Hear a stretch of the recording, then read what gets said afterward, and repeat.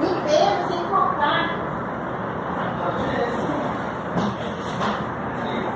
Malhar,